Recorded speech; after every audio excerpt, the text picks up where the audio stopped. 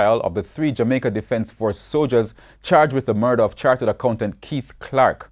He has also ruled that the issue as to whether they were legally granted immunity from prosecution by former National Security Minister Peter Bunting should be settled by the full court.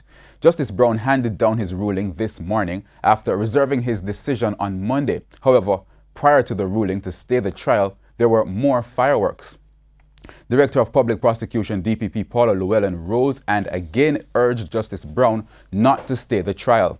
Ms. Llewellyn told Justice Brown that the decision of former National Security Minister Peter Bunting to issue certificates of immunity 4 years after she indicted the soldiers amounted to an interference in the office of a DPP and is a breach of the Constitution.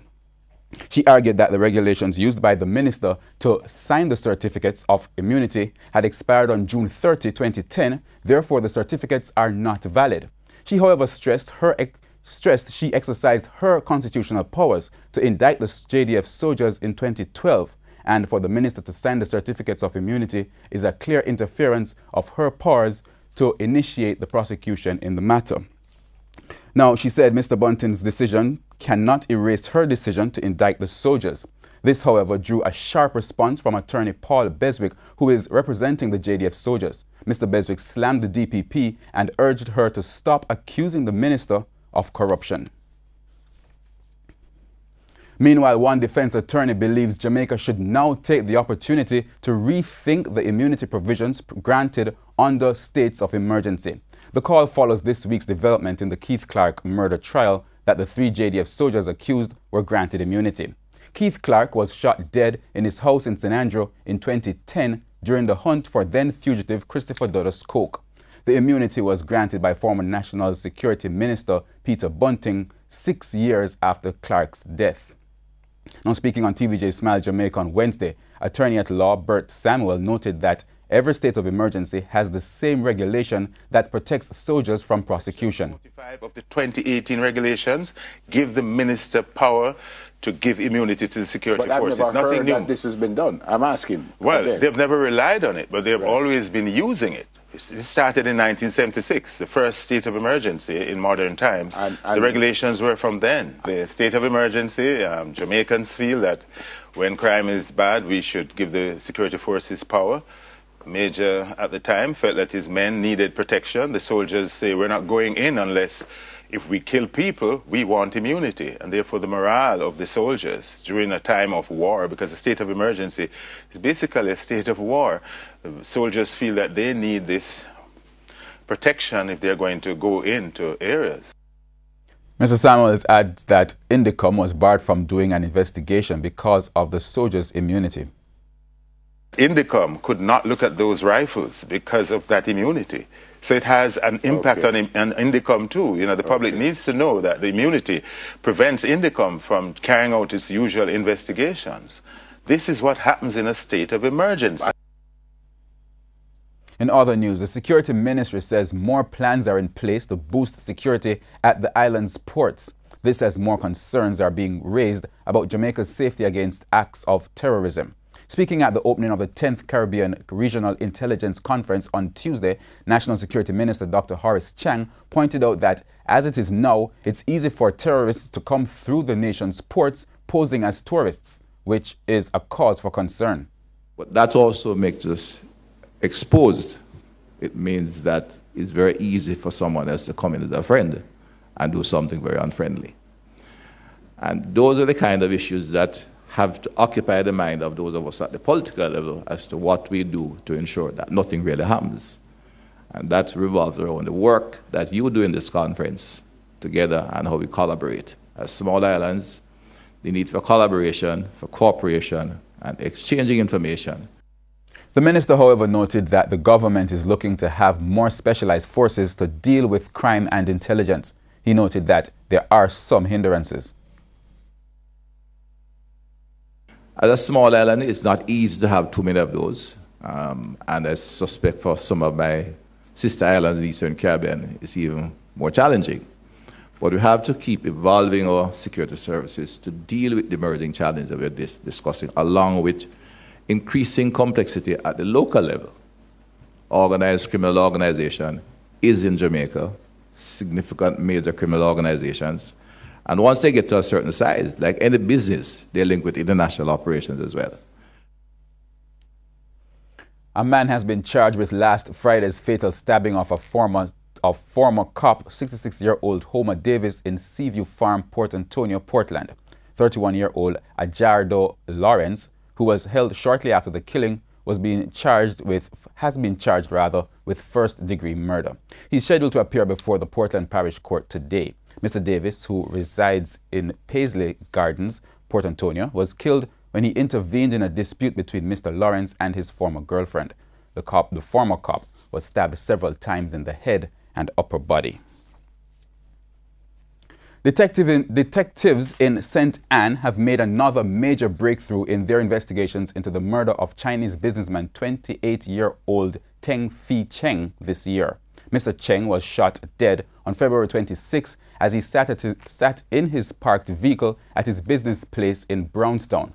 The main suspect in the case was picked up in Manchester yesterday. According to crime chief for the parish, DSP Richard Hilton, the man will be interviewed and formally charged soon. This brings to 4 the number of suspects held in connection with the matter. The other 3 men will again attend the St. Anne Parish Court today after lawyers representing them have failed on 3 occasions to secure bail on their behalf. Now, Mr. Cheng was shot dead on February 26 as he sat in his parked vehicle at his business place in Brownstown in the parish. The government has officially yanked the license issued to telecommunications company Symbiote Investments, which trades as Carousel. TVJ News has received a copy of the letter sent from the Technology Ministry to Symbiote yesterday advising of the decision. The letter, which was signed by Technology Minister Dr. Andrew Wheatley, made reference to a letter sent to Symbiote on November 17 last year, outlining that the Office of Utilities Regulation, OUR, had recommended that its license be revoked on the basis that the company failed to provide information. The Technology Ministry said this was a breach of the Telecommunications Act. It says Symbiote was given until December 1 to indicate why its license should not be revoked. According to the letter, Symbiote failed to give a reason. As a result, its 6 licenses were revoked. And there's a call this afternoon for a revamping of how teachers impart knowledge in the nation's schools. As we hear in this report, the call is for changes to ensure that the needs of every child is adequately met. The one-size-fits-all approach, that has to go. That's the view of Dr. Joan Spencer Hernandez, lecturer in the School of Education at the University of the West Indies. She says over the years, educators have not catered to the needs of all the students which they have come in contact with in the classroom.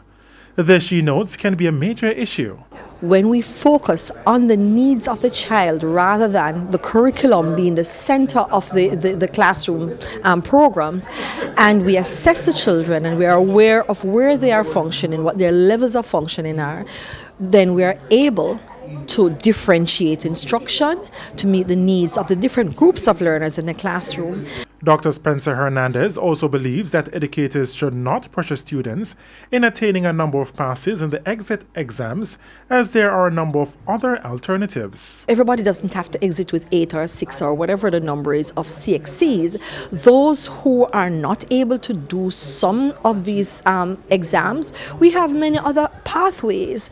So we have the City and Guilds, we have the various hard level examinations and so on, and it doesn't mean that if you can't be prepared for the next level of education if you don't have 5 or more CXCs. Special education consultant Dr. Polly Bowes-Howell is, however, contending that teachers are not fully equipped to diagnose some of the challenges that students face in the classroom. And I've learned over the many years that unless the teacher is able to reach every single student, and therefore will be able to make teaching fun for the children, the students you teach, we are not going to be able to capitalize on the gifts that come to us in the classroom. Every child comes with a gift. They were speaking at the recent Jamaica Teachers Association JTA Education Conference in St. James.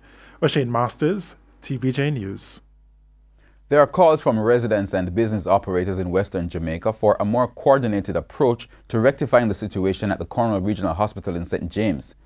St. James business operator and the former People's National Party Member of Parliament Lloyd B. Smith says while he does not join the call for the health minister to step down, he believes the prolonged crisis at the hospital should be addressed as urgently as crime in the parish is being addressed.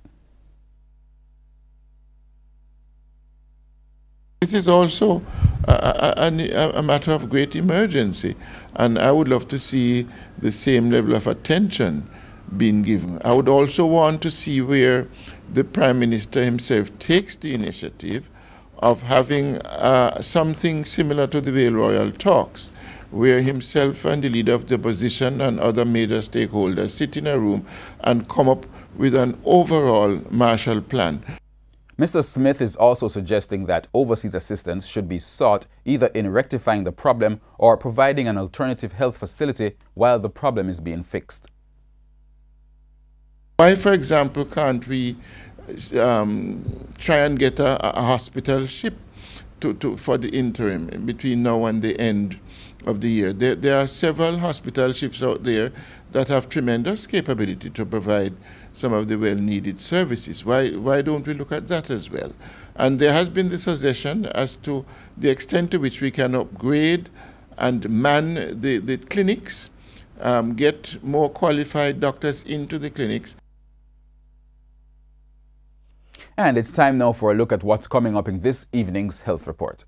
In the next edition of the Health Report, we look at hearing impairment. If you are elderly and you have a hearing loss, you are 50% more at risk for falling. A hearing loss also can promote dementia because when you have to focus to listen, you're using your frontal lobe, which is where your decision making and critical thinking occurs. Also, it's very, very important for the children early identification because the brain starts to rewire. When the brain does not get any sound input, it starts to rewire for touch and for sight. That's the Health Report this evening in Primetime News. And now for today's Healthy Living tip.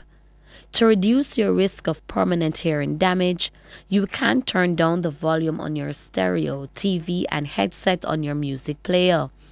Wear earplugs if you are going to a loud concert or other event. Wear special protective earmuffs if you are going to operate a lawnmower.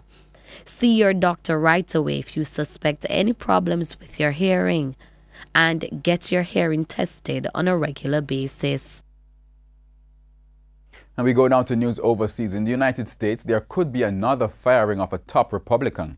This comes as U.S. President Donald Trump tries to keep Special Counsel Robert Mueller and his Russian investigation in check. The details from the CNN.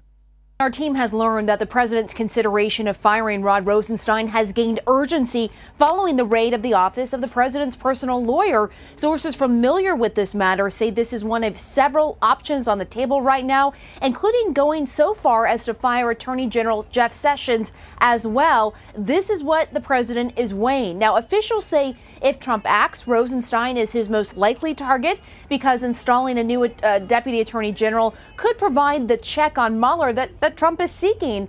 Now, we should note, Aaron, that not all of Trump's legal advisors are on board with this, but others are telling him that they now have a stronger case against Rosenstein. They believe he has crossed the line in what he can and cannot pursue, and they consider him conflicted since he is a potential witness in the special counsel's investigation because he wrote the memo that justified the firing of former FBI Director James Comey. So even though Trump has considered firing him in the past, Aaron, the possibility has taken on a more serious tone in recent days, according to sources we've spoken with. And still in the United States, House Speaker Paul Ryan says he will not be seeking re-election and will retire from Congress after this year. Ryan's departure is being seen as a blow to Republican Party members who saw the Wisconsin Republican as a stable and policy-oriented leader. And we go now to sports. It's Advantage Waterhouse as they beat title holders Arnett Gardens 1-0 at Drewsland to hold the advantage going into their return leg semi-final of the Red Stripe Premier League.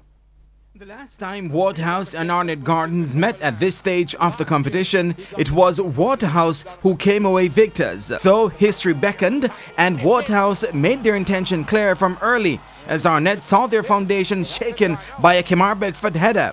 Mark Miller also kept Arnett on their toes with a free kick that went close in the 23rd minute. And they had Arnett working overtime when Neil Bigger Thompson scampered to clear one off the line as the junglists lived dangerously. The two went to the break 0-all, although Arnett would have been thankful to still be in the tie. 10 minutes into the second half and the title holders' resistance was broken. Tremaine Stewart's free kick somehow found its way past everyone to lodge in at the far post, and Waterhouse were 1-0 up. It stayed like that until the end, but how close was this? Newton Sterling ruled offside, although replays showed otherwise. A real let-off for the home team, who wouldn't mind having another day like this at the office. It's the first leg. We wanted the advantage. We have been working for 4 months now, and I think 2 weeks. Everything that has been taught, we have exemplified today. I think if we were a little bit more composed in the final third, we could have put away the tie in the first leg. They kept us in the game on edge for the entire 90 minutes plus. I was pleased with the mental aspect of the game. Arnett, on the other hand, are now faced with the task of scoring 2 clear goals if they are to reach the final. You know, it's 1-0, and you know that we have a return leg. The team will be strengthened, and you know it's all about Arnett, you know, having rumble in the jungle. The return leg will be played on Monday, with the winners facing either Portmore United or Cavalier, who will meet in the other tie on Sunday. And that's the Midday News. I'm Herman Green. Join us at 7 for the Primetime News Package. On behalf of the news, sports, and the production teams, good afternoon.